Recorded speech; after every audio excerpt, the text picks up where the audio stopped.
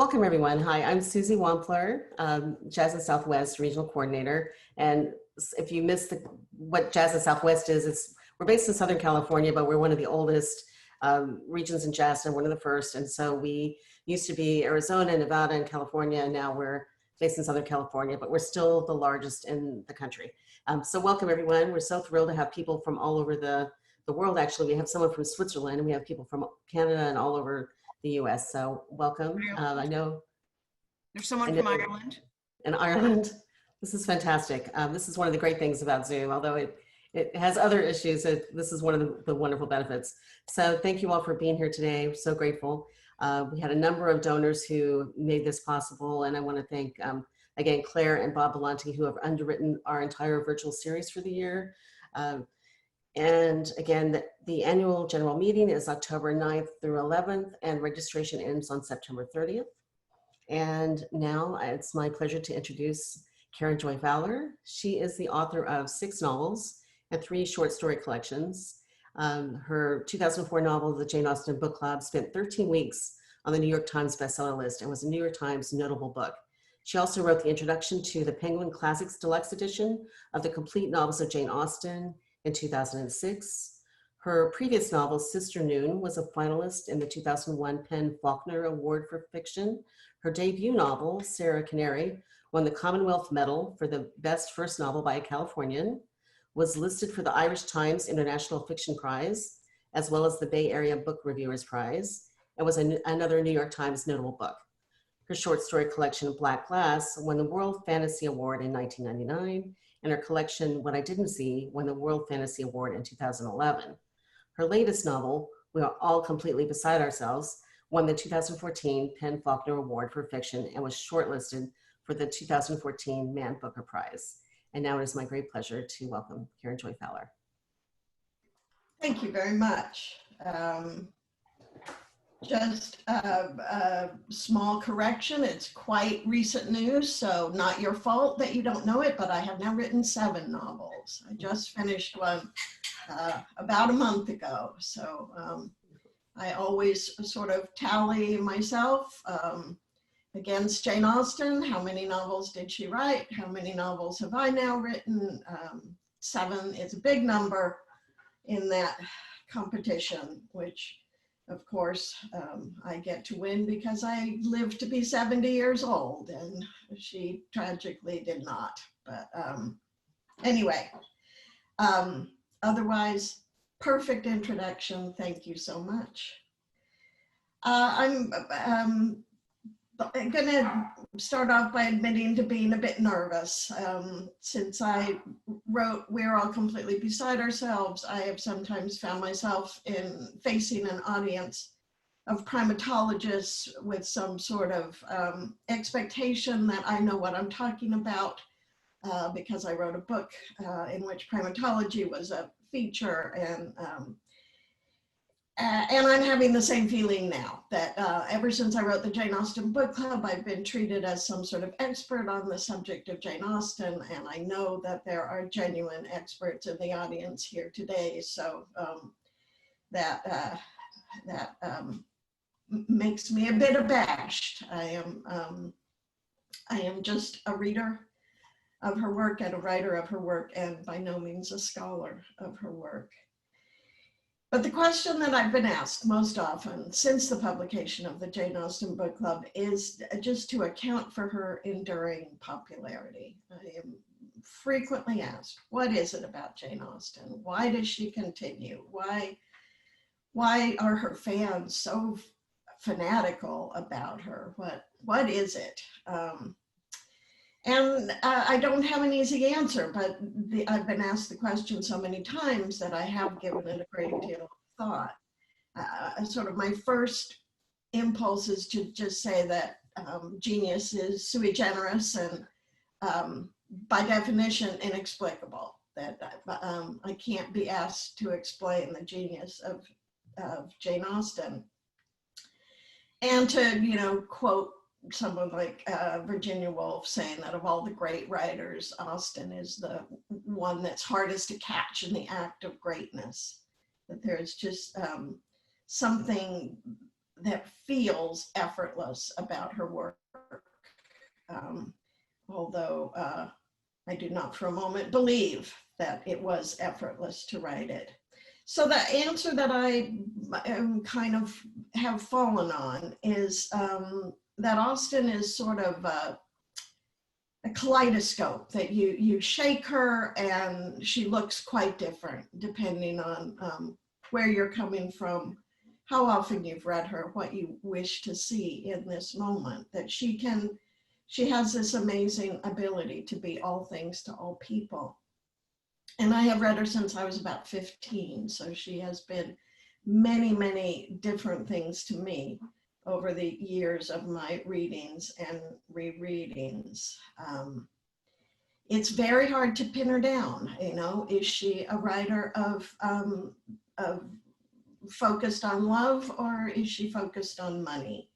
Are her books sort of sunny and tranquil, or is there something rumbling under the surface that is kind of frightening to think about? Is her humor generous, or is it mean? And I think the answer to all of those questions is yes. Yes, it's all of the above. So for me now, having read her so often and over so many years, the reading experience I have now is a very complicated one, because not only am I reading the book, and not only am I seeing things that I have not seen in the dozen or so readings of these books that I've done before, but I am also accompanied by the ghosts of past selves who I can remember reading her when I was 15, and I can remember reading her when I was 21, and all of those earlier versions of myself are there as well. So when I read her at 15, I was very focused on the romance. I read her, I was at 15 reading other kinds of teen romances in which proms figured in consequential and emotional ways. And I just sort of slotted her into that same place in my imaginary world, that these were stories about young women finding love. And when I read her next, I was in college and I was part of the second wave feminist movement. And what I was looking for was feminism, sort of, a sense of how she might have come down on issues of female equality and empowerment. And once again, the reading is a bit checkered. It's hard to pin her down one way or another. But the next time I read her, I was a mother with young children, and I had moved completely past the romances into family. And what I now noticed in her work, and what I was very focused on, was all of the complicated web of family that is in her books, and honestly, the very, very poor parenting that almost always the mothers are either dead or they're crazy. When I began to write the Jane Austen Book Club, I was very immersed in the science fiction community. And I began telling my friends in that community that I was writing this book. And I was surprised and enormously pleased to find that in the science fiction community, as in most reading communities, there are enormous quantities of Jane Austen fans. But their reading experience, as they talked to me about it, was very, very different from mine in very interesting ways, I thought, which is mostly that they read her as if she was a science fiction writer, which means that the books take place in a world you don't understand and you don't know, and you have to figure out the rules. And you are transporting yourself into a strange country or a strange land, rather than my early high school reading, which was that that it was all like high school, that it was all very much the stuff that I felt familiar with. So now I read her as a writer, and what I am most focused on is is looking at the decisions that she's made and the way she's constructed her books, and what choices I think other writers might have made that she did not. And this is, I hope, interesting to people who are also not writers. But first of all, I want to say that one thing that has remained absolutely steady through these very different readings is the pleasure I take in her and the admiration I have from her, that whatever lens I'm looking at her books in, that has never changed. And in fact, I get increasingly impressed with her the more kinds of attention I pay. Part of reading her as a writer, I think, is being focused less on the kind of central story and looking more carefully at what's going on in the corners of her rooms and in the shadows. And so that brings me to the title of the thing that I said I would be talking about, which is the sort of hidden Gothic.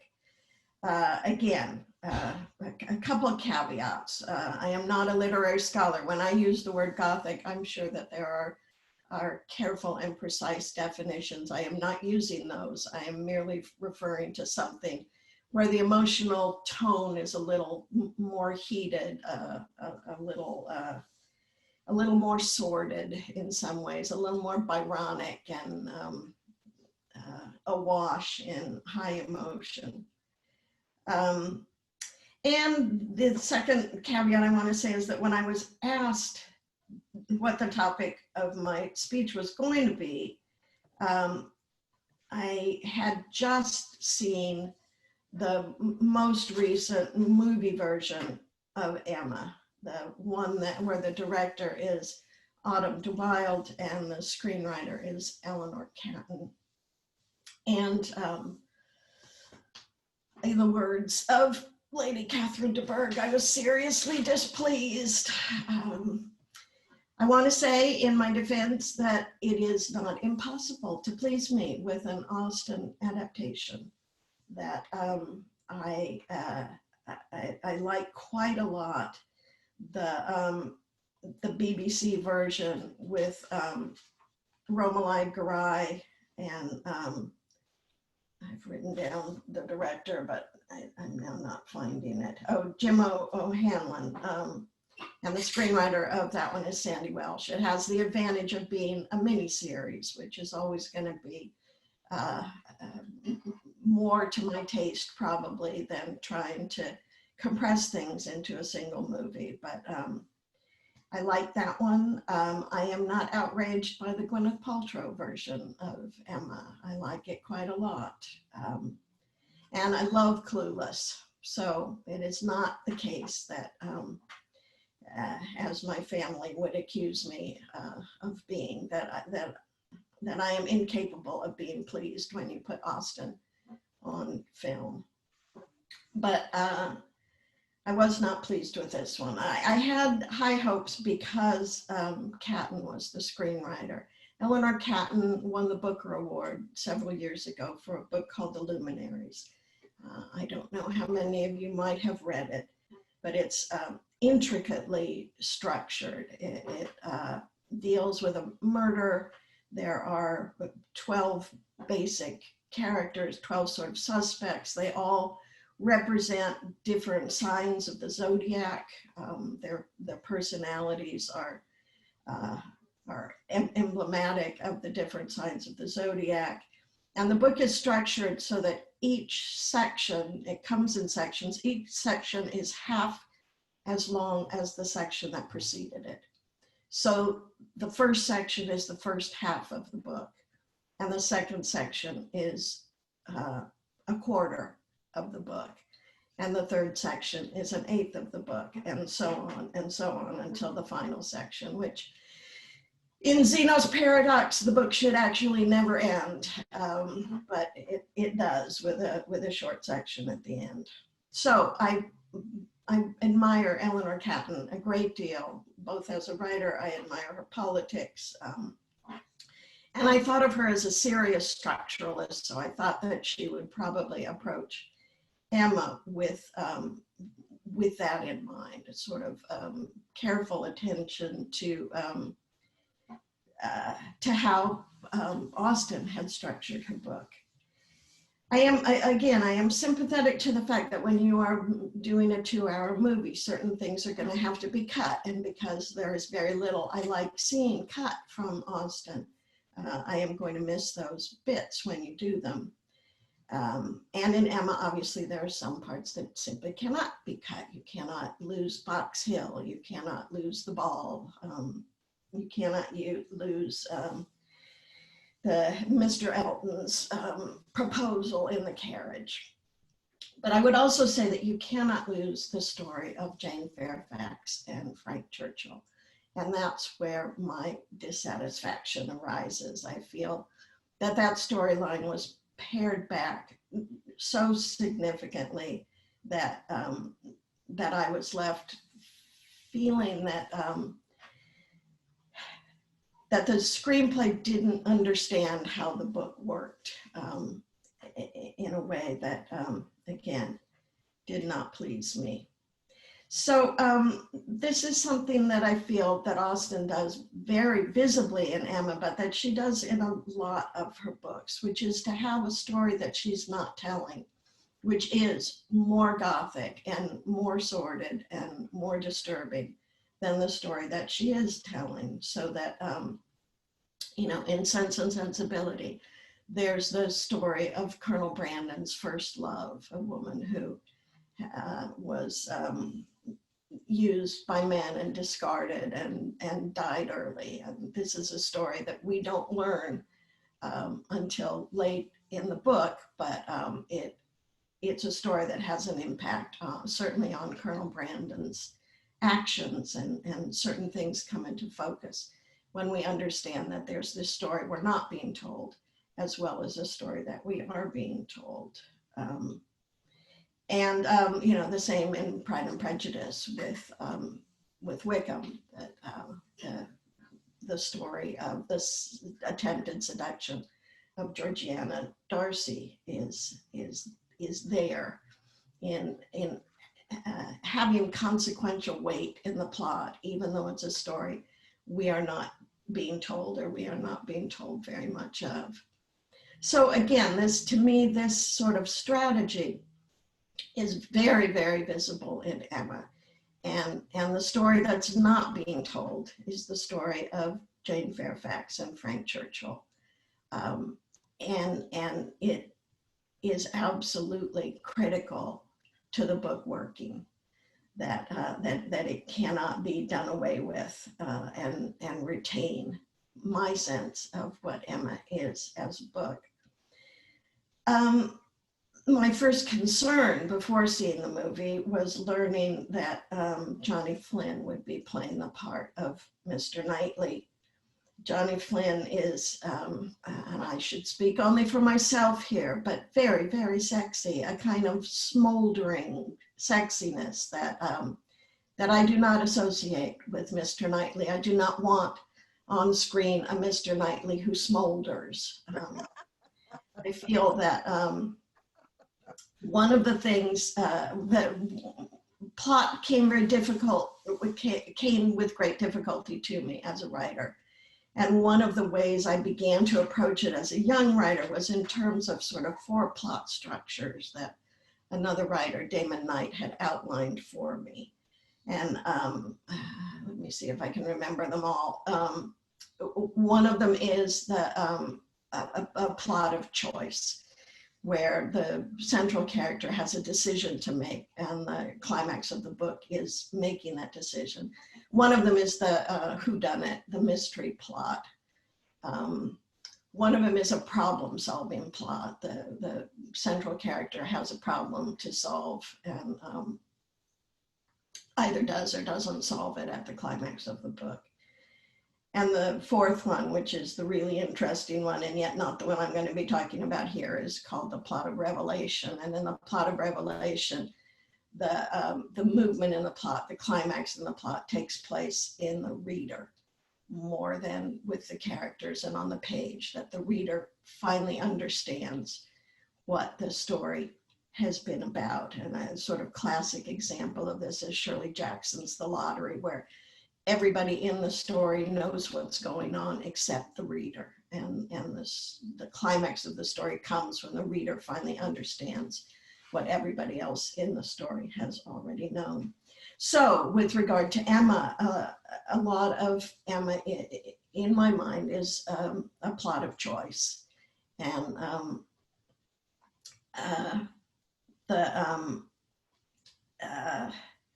the choice being for Emma between Frank Churchill and Mr. Knightley. And it can't be made an easy choice. I feel, you know, if Mr. Knightley is young and passionate and sexy and rich, then there is no reason to choose the young, sexy, passionate poor man instead. My grandmother always used to say, it's as easy to love a rich man as a poor man. I'm not positive that's true. I think that maybe Faulkner was more to the point when he said the rich are not like you and me. In any case, it's not advice from my grandmother that I was able to take.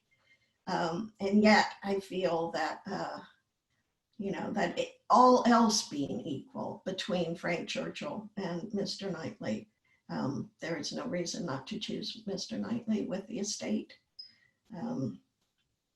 So for me, in order for Emma to work, I have to be seduced by Frank Churchill. I have to believe, I have to feel him as a fun-loving, young, sexy, desirable choice. And then as the story proceeds, like Emma, I have to begin to value instead the quieter qualities of a Mr. Knightley, the kindness and the propriety. And I have to see, I have to begin to see the disadvantages of the sexy, fun-loving young man. I do think that Austen in general was very suspicious of fun-loving, sexy young men, that Frank Churchill is one of the few who actually fares quite well in the book. But mostly they come to bad ends because they are bad people. A complete aside, but several years ago, I did an event with two writers. We all had the same editor, so we were at a table together. And the writers were Tim Sandlin, whom I would love it if you've heard of, but am not necessarily expecting you to. And Sue Grafton, who I do expect you to have heard of. And Tim Sandlin was telling Sue Grafton that he knew, he had read her most recent mystery, and that he knew very early on who the murderer was. And she asked why, you know, how did he understand that? And he said, you always make the murderer the sexiest, handsomest woman in the book, man in the book, which she had not realized she was doing and was then able quickly to change in later books. But I guess the suspicion women have of sexy, fun-loving young men is universal and will endure throughout the ages. Excuse me. So one of the interesting things to me about Emma is the decision to tell Emma's story and not to tell Jane Fairfax's story. Jane Fairfax's story has much more drama, an equally wonderful heroine with all the, you know, discernment and good qualities that so many of Austen's young heroines have. But a much more dramatic story, just, you know, much more at stake. She's destined for the horror of having to provide for herself. It's a slight glitch, I feel, that the idea of being a governess is such an unseemly one in the book, and yet Miss Taylor, who was Emma's governess, seems to have done very well at all points in time. And then this passionate and irresponsible hidden love affair, all of that, I feel, you know, any other writer but Austen would have told that story. And one of the things that interests me about Emma, one of the things I love about Emma, is Austen's decision not to do that. I think it's frequently tempting to give Austen credit for originality, which she certainly deserves, but which has become more clear as the ages passed and more people have written books, and was probably not so clear when she actually wrote the books, how some of the choices she made were not going to be common choices. But one of the reasons I think they still interest us is her, you know, her decision to write instead a story about a woman who has nothing really to trouble her. Robertson Davies says, however, that in Counterpoint, that the plot of a pretty young woman being humiliated is the most popular plot in the world. It is not my favorite plot. So I am glad that Austen did not often use it. I think Emma and arguably Marianne in Sense and Sensibility fall along those lines.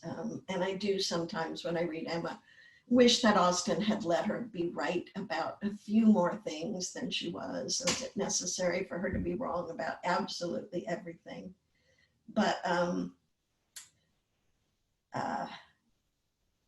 I feel, I don't know, that there's something in Davies' suggestion that suggests a sort of meanness that we feel towards the popular, the pretty, the you know, the rich, the admired young woman that I don't feel when I read Emma. So I hope that other people don't feel it either. That I find her very sympathetic, you know, very good-hearted, very badly behaved from time to time. I often prefer a heroine who is badly behaved from time to time rather than someone who sets a standard that I cannot possibly meet myself, and therefore functions like Fanny as a sort of constant corrective to my own less admirable thoughts and feelings.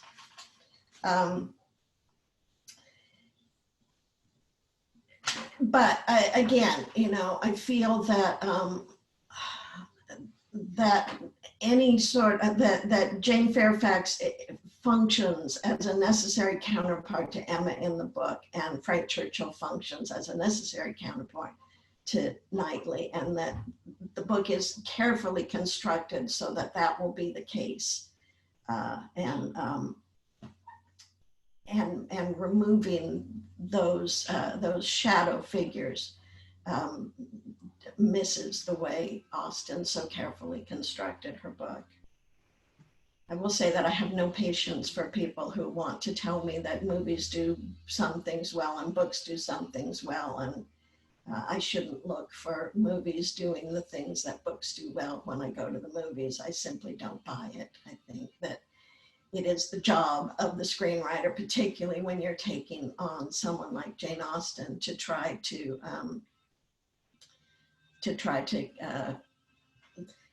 provide for the audience what the book provides, even if you may have to think of new and different ways to do it. I'm gonna say a few more things that are not really on that topic, but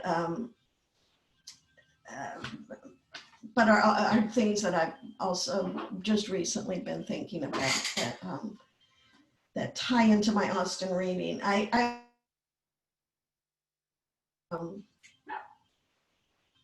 Did I get muted? I gave you a list My of, fault. There was a lot of background noise. I was trying to see if I could clear it and you got hit. So say that sentence again. that's okay. My husband is brushing his teeth with an electronic toothbrush. I can hear it. I hope you can't, but Good. Okay. Sorry. that's all right. So I talked about various readings that I have had of Austen, and one that I have not had, that I know many, many people do have, and I've got no complaints about it, is that I don't read Austen as sort of comfort food. As familiar as I am and as easy as I find her to read, there's generally more to unsettle me and more to think about.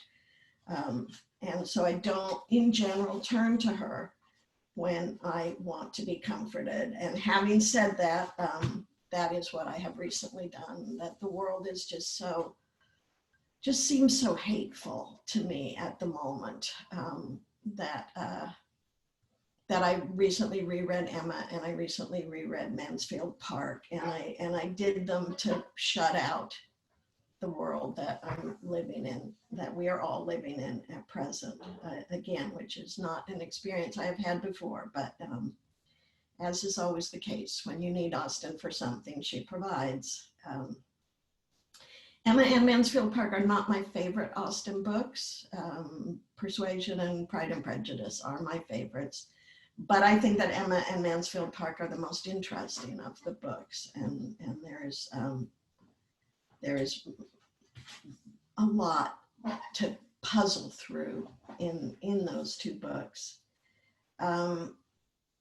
One thing I noticed about Emma, which I, again, reading her as a writer now, I had never noticed it quite so strongly before, is how much of the book takes place in dialogue.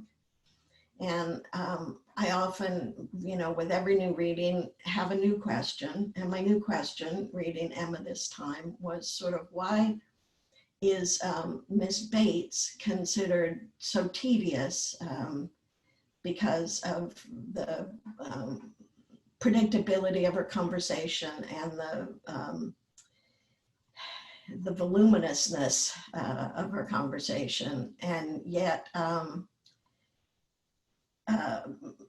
Emma's father is apparently delightful, and everybody is at great pains to keep him comfortable and to allow him to talk. It seems to me that he is equally as tedious as Miss Bates, which is to say that I enjoy them both for the things that make them tedious, for the predictability of their conversation, for the way they talk and talk and talk. There are pages, I had not remembered quite how long the conversation about going to the seaside and whether that would be good for your health goes on. And of course, the humor is in how long it goes on, how threadbare the topic, and yet how completely engrossing Emma's father finds it. So I'm the older I get, the more I feel my Miss Bates defensiveness rising, and that was just its most recent form. The other thing I was going to say is that one of the things that I look at now when I'm reading Austen is the things that she did not put in her books, and I don't know to what extent that's fair or not fair, but it is something that is on my mind. I recently read a book that I would recommend. It's a nonfiction book by Alan Jacobs, and it's called Breaking Bread with the Dead. And it is an argument in favor of reading older books, and an argument against the sort of need he feels that we now have, that we have miscalculated in terms of making them relevant to our own time and place and to the issues of our own time and place. He says that when you read an older book, you have to understand that you are not bringing the book into your time. you are the time traveler. You are going back into the world of the book. And so we are back in some ways to the science fiction reading of Jane Austen, that we are not focused on what is the same, that we are focusing instead on what is different. He's talking mostly about books that precede even Austen, so Ovid and Homer as much as Austen and Warton. But I recently got an email from someone complaining to me that in the Jane Austen book club, when the subject of Mansfield Park came up, my characters did not discuss slavery as an issue in the book. And that seems to me like a fair criticism, that, Austen certainly does not address it herself. There is, I believe, one moment where Fanny wonders what Mr. Bertram thinks about the slave trade, but nobody ever tells her that, and the subject is never brought up again. But he has a plantation in Antigua, and there are troubles on the plantation that he must go and attend to, and it seems very unlikely that there would not be slave labor on the plantation. So that's one of the things that she does not put in her books that I have been thinking about. There is a criticism of her that she ignored the French Revolution. And again, I don't think it's fair. I don't want this to come across as a criticism. I don't think Austen should be asked to have dealt with slavery, and I don't think that Austen should be asked to have dealt with the French Revolution. But I wonder if we as readers do need to be asked to think about those things when we read her, and to deal with them. And Alan Jacobs recommends in the end what he calls a kind of creative doubleness. And I think he's taken this from another critic, Schweizbart, who says that when you read these older books, you have to have a sort of double consciousness, that you neither silence the part of which you disapprove, but nor do you silence the part of which you approve, that you keep yourself alive to the moments in the book that really speak to you and that really matter to you. And but you don't ignore the fact that there might be things that that are troubling. And so it's a way of sort of being honest, trying to find an honest enjoyment in an old text that is both generous and honest, and allows you to reach across the years, allows you to time travel into another place, noticing what's different and noticing how some of the things that matter are now different, but not allowing that to impede your ability to really work with the book and allow the book to work on you. I was told to leave some time for questions, so I would be happy to do that. I think some came up, but Yes. I was not reading the chat list, so I'm not sure which ones they are. But So there was a question about, there's a lot of conversation about Clueless and whether that there's not really a Jane Fairfax character in Clueless. That's one of the things that's a little bit different. And secondarily, that Paul Rudd is also the most attractive person in Clueless, but she sees him as a brother instead. So can you talk a little bit about Clueless and how it kind of I works? think that I grade Clueless on a different curve entirely, because it's not really attempting to bring me the book of Emma. It's inspired by Emma, and I think takes many many of Austen's wonderful plot points modernizes them so that you can see the bones of a lot of Emma throughout, but it's not an adaptation of Emma to my mind. It's a thing in and of itself, which I think that one of the reasons that I love it and I love the Austen version is the humor is so powerful throughout both, and the kind of eye on the heroine as a adorable but extremely funny, misguided kind of character. It remains. But yes, there is, I guess, the closest you would come to a Jane Fairfax is her best friend, whose name I've forgotten. Dion. Yeah.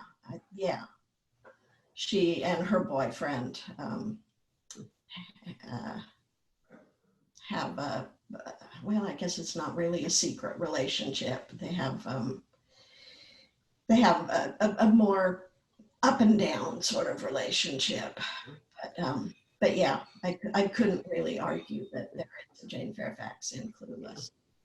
There's sort of a Frank Churchill in Christian, anyway, because he's unavailable to her, and he causes the Paul Rudd character to be a little jealous.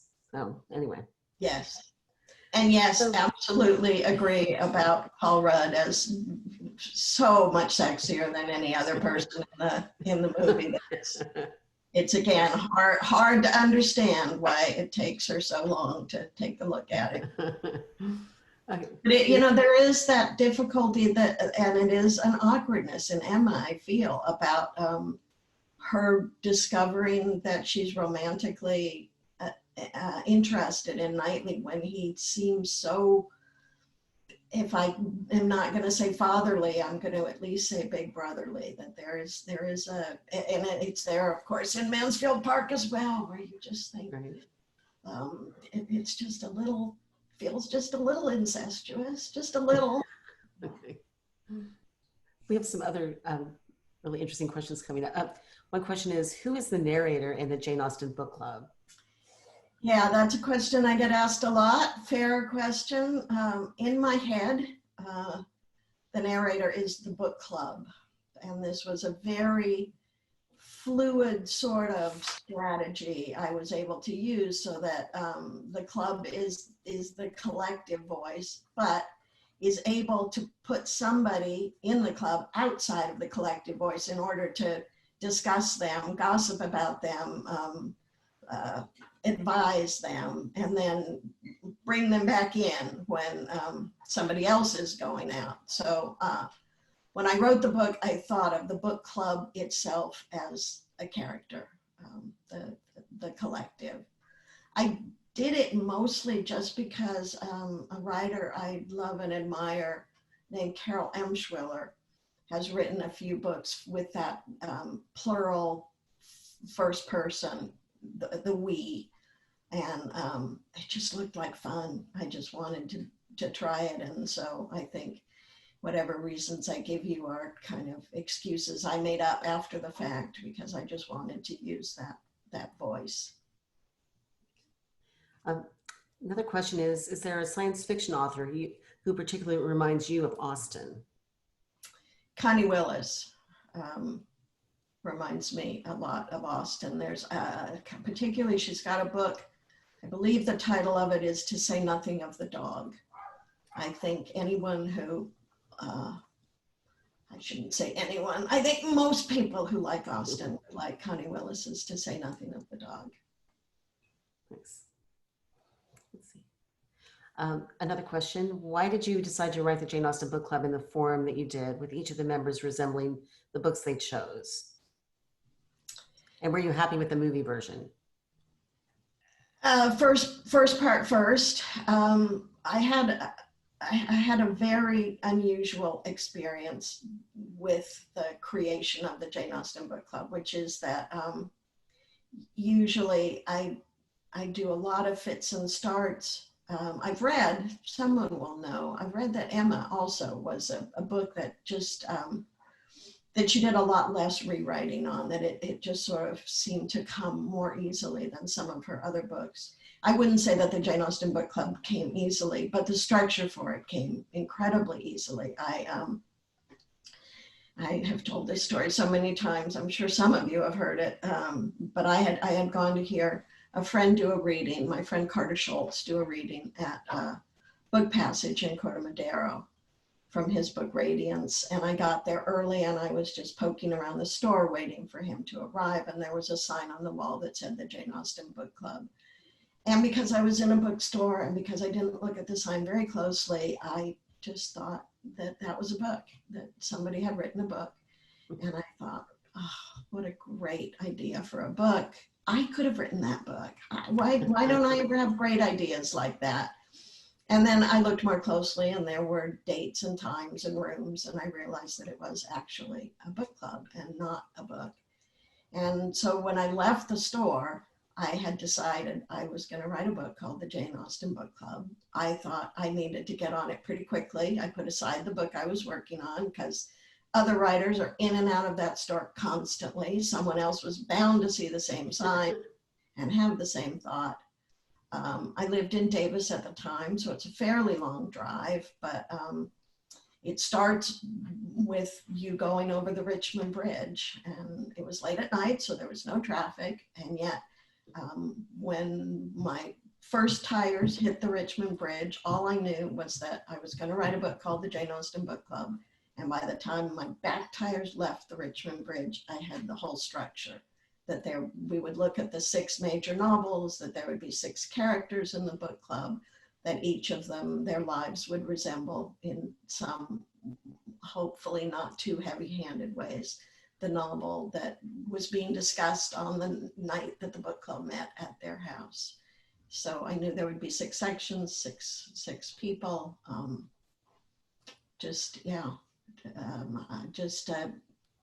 a gift from the Richmond Bridge to me.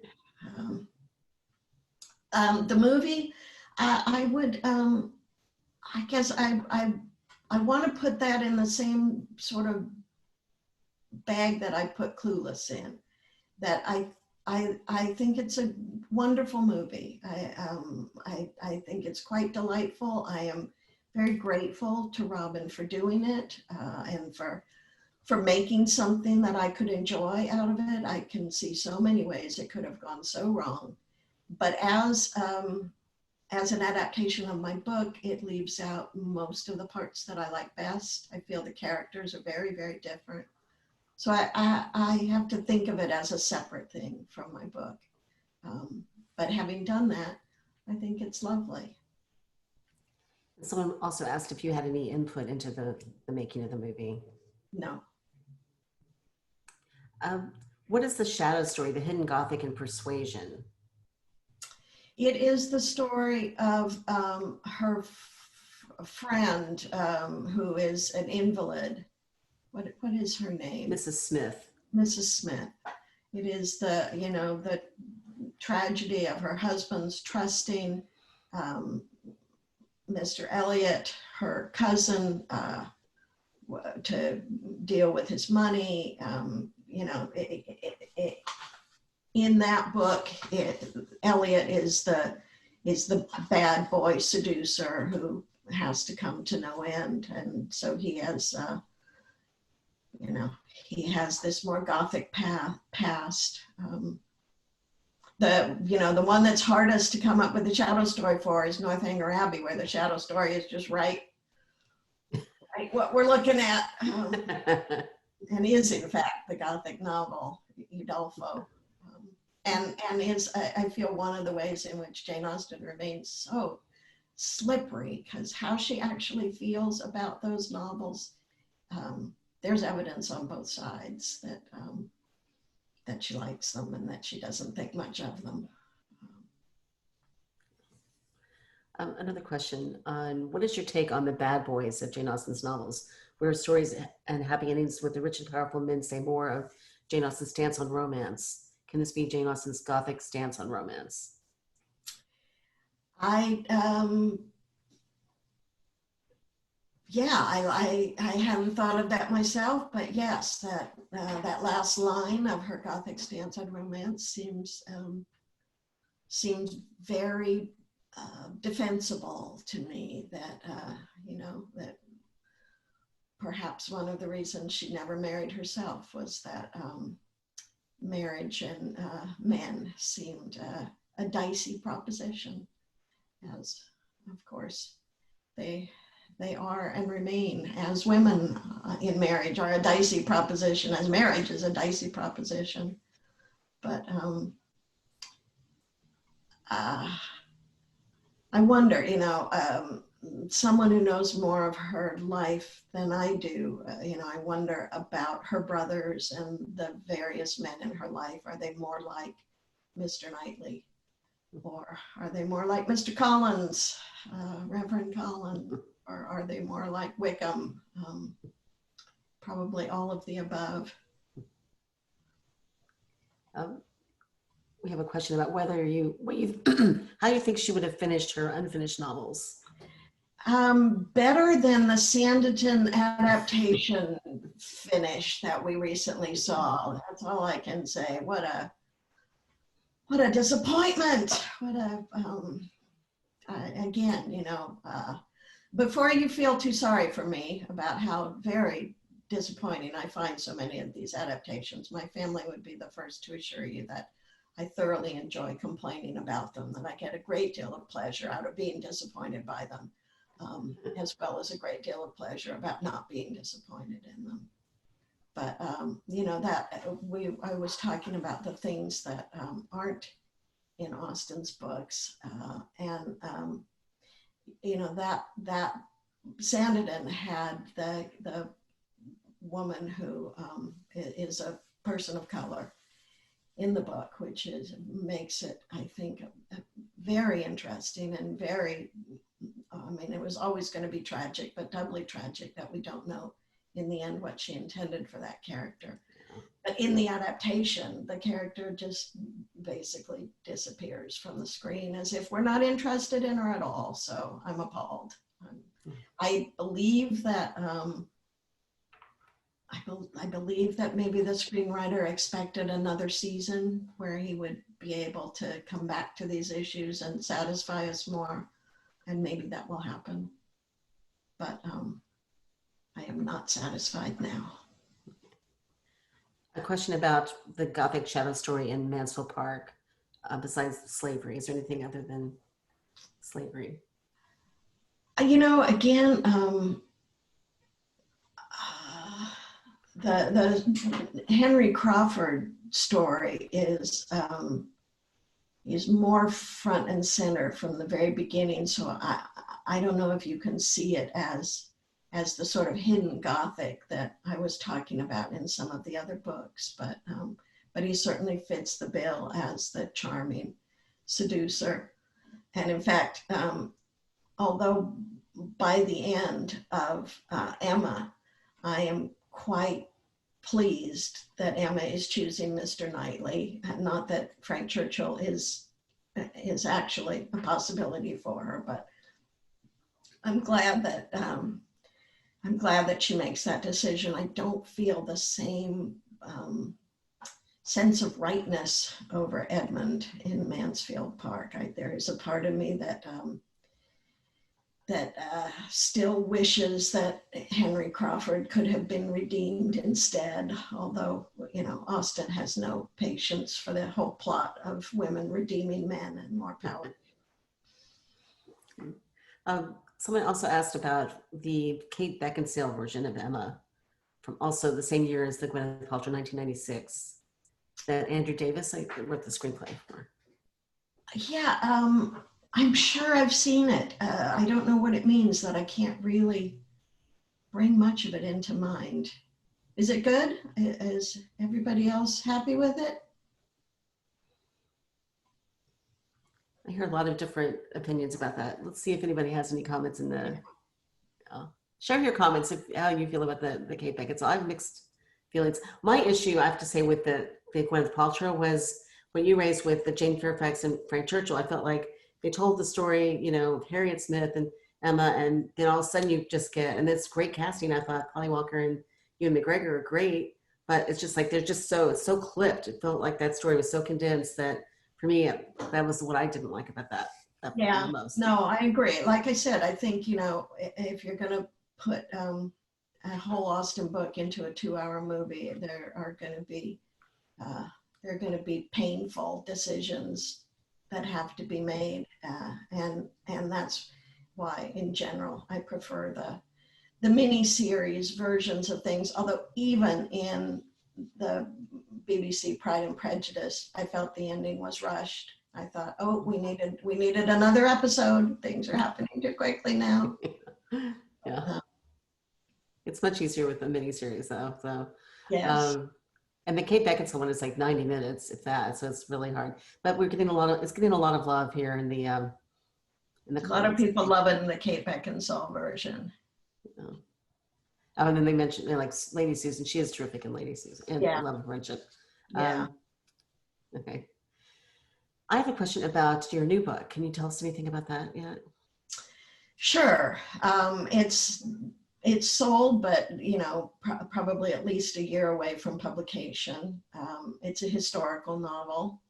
I've been working on it for 6 years, so I'm particularly pleased to be done with it.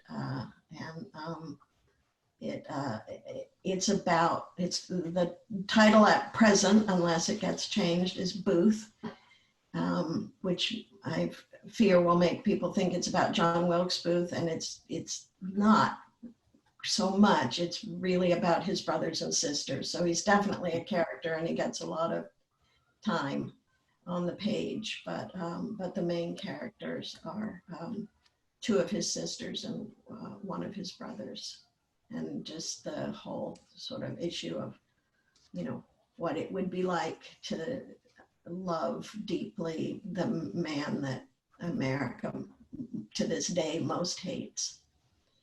And also, in ways that I didn't completely anticipate, the extent to which the Civil War has just never ended in this country. That here we are again, because this is where we've always been. Oh, we had a comment about Mansfield Park and the Gothic element being the Crawford's uncle with the rears and vices. That would be interesting. Yeah, I think that's an excellent possibility. It doesn't. Well, I was just about to say it doesn't carry the same weight in the plot, but now that I'm hearing that come out of my mouth, I'm not so sure, because it certainly has an impact on the Crawford characters. One of the things that I think is so interesting in Mansfield Park, and again, so only Jane Austen, is that she's written a novel in which usually, as a writer, if you want readers to like your characters, there are certain things that you do that make them likable. And one of the most common ones is that they value and are kind to the other likable characters in the book. So that if you read Mansfield Park, the Crawfords are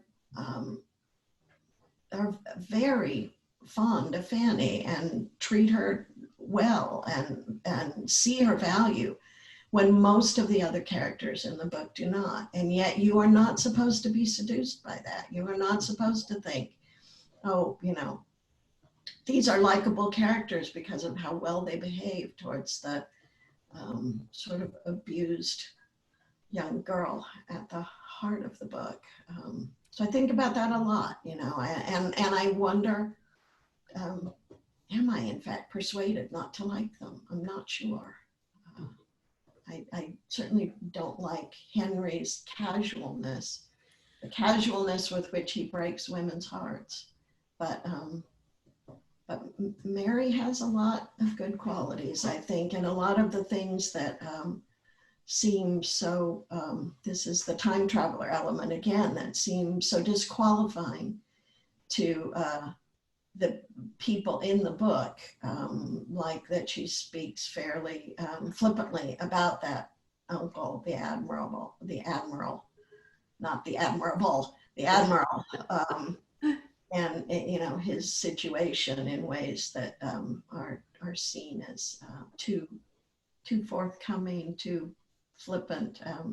You know, those don't strike me as the big crimes that they strike Fanny and Edmund. So I feel sorry for Mary, I think. We have a question about your book, Wit's End. Like, what was your favorite part of creating that? I was just moving to Santa Cruz, and so in a way, it was a way for me to learn about the place that I was moving into, and so a lot of what I really enjoyed was the Santa Cruz bits, but also the research around Holy City. I had a strange and memorable experience. Holy City was a cult in the 1930s, primarily 30s, 40s, in the Santa Cruz Mountains. And it was run by a man named William Riker, who was quite a character in all sorts of ways.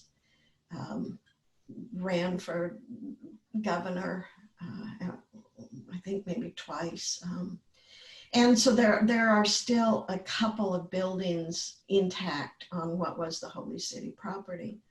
And I went to look at them. One of them was, I think is no longer, but at the time I wrote the book, it was an art glass factory. And a man named Tom ran it. And he was clearly quite used to people coming in and asking about Holy City, because he had, when I went in, he had all this, all these newspaper clippings and scrapbooks and many things to show me that he had put together over the years.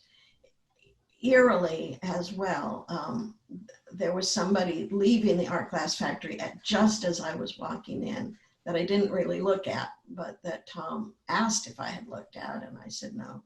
And it was David Arquette, who was thinking of doing a movie about Holy City. And so Tom had all the stuff out because David Arquette had just been in talking to him.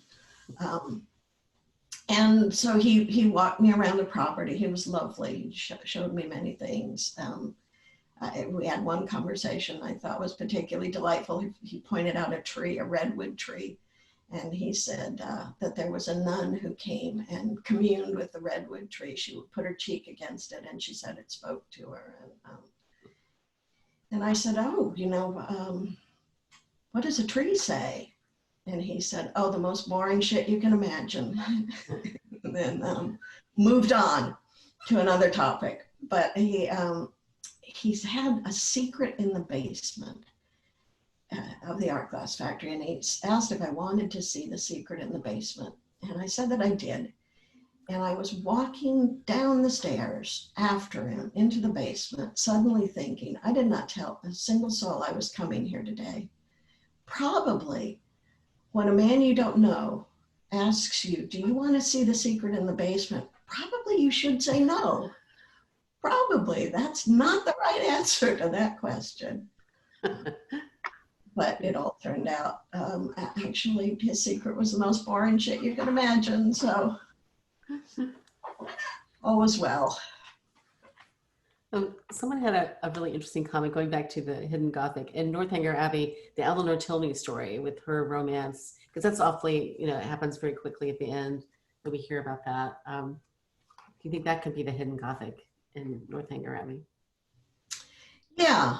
I think, as again, you know, in Northanger Abbey, a lot of the Gothic is kind of out right up front, and it has a sort of reflection of Emma in that Emma makes up a story about Jane Fairfax that she kind of persuades herself is true about a, you know, illicit romantic feelings towards the husband of her friend, and in much the same way that the heroine of Northanger Abbey makes up this story about the dead wife, Henry Tilney's mother and how she died, and allows herself to be carried away by it. So that when we do get the real story, it is so much less Gothic than the story that she'd imagined, that it seems much more part of the reasonable world than part of the Gothic shadowy world, to me anyway. There's another question about "We are completely beside ourselves," and with the note, what was the inspiration for that? And with the comment that it's one of her favorite contemporary novels. This is from Elisa in San Diego. Thank you. The inspiration for "We Are All Completely Beside Ourselves" was the actual experiment done by the Kellogg's in the 1930s, where they attempted to raise infant chimpanzee alongside their infant son. And the idea was that if you gave an infant chimpanzee the same kind of socialization that you gave a child, the experiment was to see, what a chimpanzee would be capable of with a completely human upbringing. What happened is that as quickly as the chimpanzee picked up human behaviors from the human family, the infant child picked up chimp behaviors from the chimp. So there was a morning where Mrs. Kellogg just said, yes, that's the end of that experiment, because I believe her son was food hooting over his cereal. But in my fictionalized version, the experiment goes on much, much longer.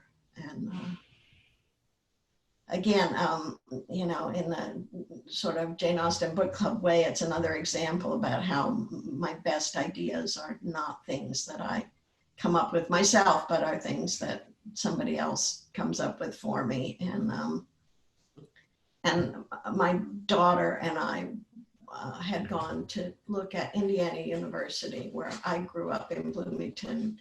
She had never been before, but my dad had a lab there. He worked with rats. And so I was showing her around the campus, and I was showing her where her grandfather, he died before she was born, so he's quite a mythical figure to her.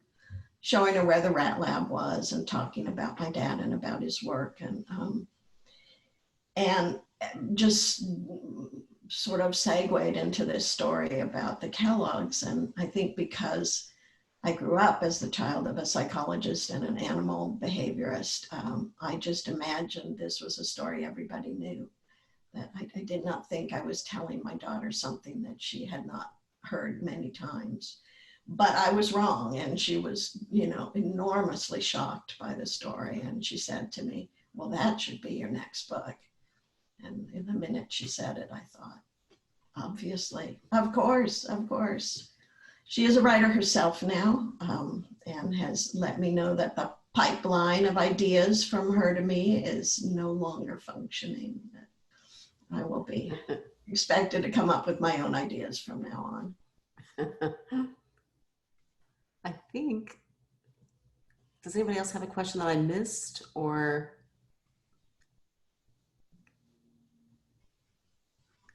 I can unmute everybody so that if someone has a question, they can call it out. That sounds great. Yeah, go ahead and do that, Emily. I went to Indiana University, by the way, so that's a lovely That's the connection. name of my daughter's book. She's only written one. It's a memoir, and it's called Traveling with Ghosts.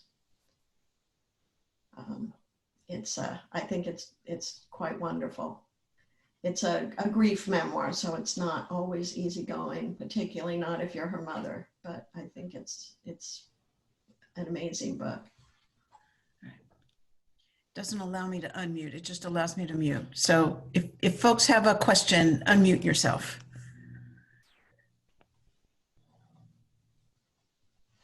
I'm going to scroll back up and see if we missed any questions earlier.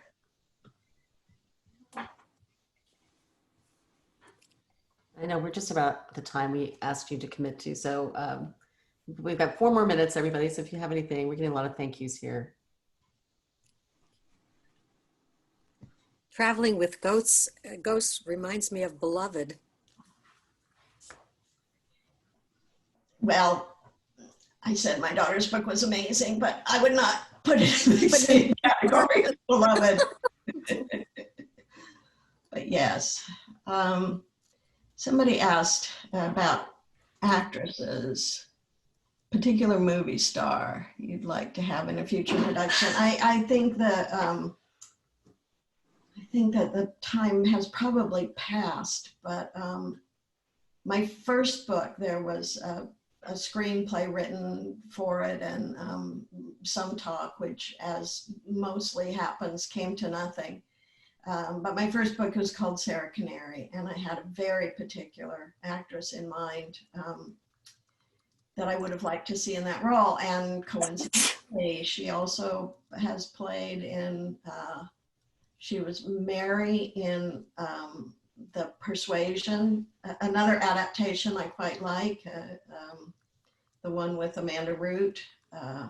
And she played Miss Bates in one of the Emmas, Sophia Thompson, Emma Thompson's sister. I thought she would have been absolutely perfect for the title character of my novel, Sarah Canary. But that was, 30 years ago, so maybe not so much anymore. What are you working on next? Oh, I just finished. Don't ask me. Don't make me even think about it.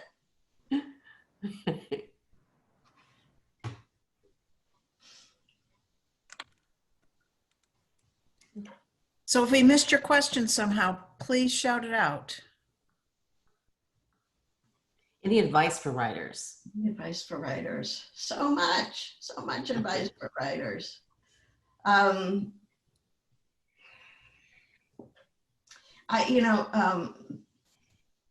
tempted to give you the advice that writers always give you, which is that you should establish a habit, that you should, sit down the same time every day, that you should work for approximately the same amount of time. I was given this advice very early in my career by many writers, but notably by the poet Carolyn Forche, who said, don't expect the muse to track you down in the grocery store. The muse needs to know where to find you. And the only reason I'm not giving you that advice is that I have never taken that advice myself. I've never been able to establish a habit. I write in fits and starts. I go long periods where I don't write. I still think it's excellent, excellent advice, and you should do it. But I can't manage it myself. Karen, I love The Detectress. The Detectress is my favorite current show. So beautifully written. Thank you. Good. The Detectress. And it has a Johnny Flynn. It kind of brings us back to the beginning. It has a Johnny Flynn connection because he sings the theme song. He does the theme song. That's right. It's all Sophia Thompson and Johnny Flynn. Everywhere you go, everywhere you turn. Karen, I wanted to thank you for this wonderful talk today. It was so wonderful. My name is Siri James, and we met years ago. We were both speaking at an event at Chapman College in Orange County. I don't expect you to remember me, but it was a momentous event to me because I got to meet you because I so admire your novel. Your picture is not coming up, or I bet I would remember you, but for some reason you're not showing on my screen. There she is. Can you see her now? Oh, I see her on mine. She's a few over. Well, I'll just say thank you again, just in case that makes a difference. But this was so great today. I really enjoyed hearing your thoughts about the new movie, Emma, because I've been trying to put into words what it was that didn't work for me. And I knew I didn't like at all what she did with Frank Churchill and that whole subplot. So thank you for explaining it in a way that I was trying to explain to myself. Well, thank you. And it's great to see you again. I feel that Frank Churchill needs to be better looking, more fun, yes, sexier than Mr. Knightley. And I wait in vain for the day in which I will see a Pride and Prejudice where Jane is actually 5 times prettier than Elizabeth. That day has not come yet. But someday they will cast somebody less pretty as Lizzie and more pretty as Jane.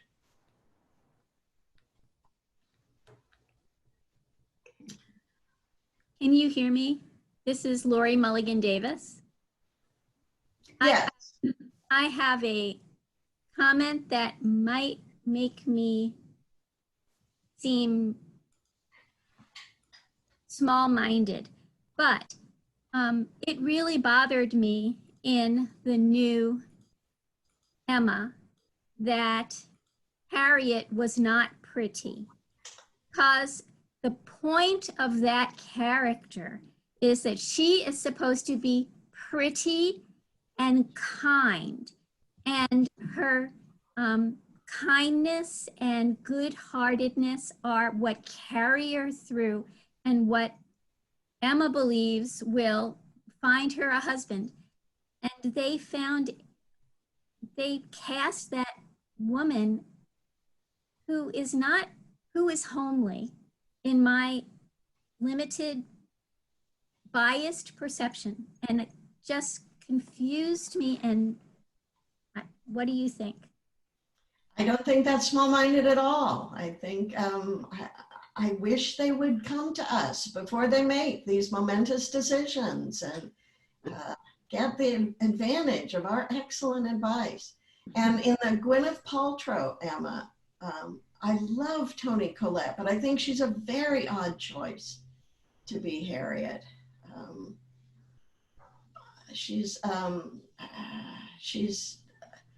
Harriet is, to me, is kind of all on the surface, all sweetness. And Toni Collette is not. Toni Collette is complicated, and I feel it's in her face. She's incapable of even pretending to be simple. They paid such diligent attention to the costuming for that film. Yeah. I felt they overlooked. What did you all think of the nosebleed? What? I hated it. There were lots of people in the chat saying how much they hated the nosebleed. Seems to be unanimous. Yeah, that's not something Austen would stoop to. She didn't do physical comedy. Yeah. Any other All final right. questions? Well, perhaps we should leave it with that moment of unanimity. Great. Thank you so much, Karen. There's so many wonderful comments about what a wonderful talk this was, and it truly was. It was very inspiring and informative and just delightful. We Well, really thank appreciate you. it. I appreciate it. It's always fun to talk about Austen to people who love Austen. What could be more fun? Nothing, that's what. Absolutely. Thank you all for being here. Thank you so much. Take care. Thank you for organizing this. Thanks, everyone. Thanks for coming. Thank you. Take care. Thanks.